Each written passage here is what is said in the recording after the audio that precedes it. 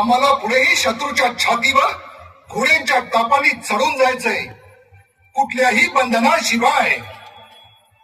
आपल्या मावळ्यांच्या सर्वात पुढे उभे राहून परक्यांवर हल्ला करायचा आहे. त्यामुळेच, फक्त त्यामुळेच आमचा नकार आहे. शिवबा. भाऊसाहेब, मुजरा. तुमच्या नकाराचं कारण कितीही योग्य असलं तरीही आता काका भट्टांचा आग्रह लक्षात घ्या. या राज्याला, जनतेला, आम्हा सगळ्यांना तुमच्या नेतृत्वाची गरज आहे. तुमचा जन्म झाला तेव्हा शास्त्री बुवांनी योद्ध्याचा जन्म झालाय असे भाकीत केले होते.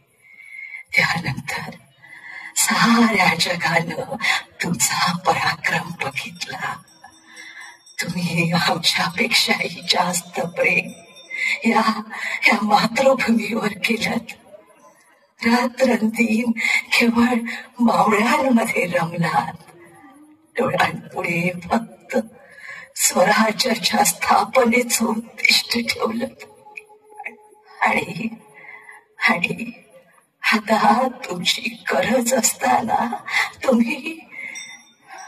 मासाहेब, पुढे आता आईच्या डोळ्यात पाणी आणणारा पुत्र अशी ओळख नकोय आम्हाला इतिहासात. काका भट्ट, माफ करा आम्हाला. तुम्हाला दुखवण्याचा आमचा उद्देश मुळीच नव्हता. तुमच्या मनासारखं होऊन जाऊ द्या. शिवबा. होय भाऊसाहेब. सेनापती, लागा कामाला. महाराज, यावे.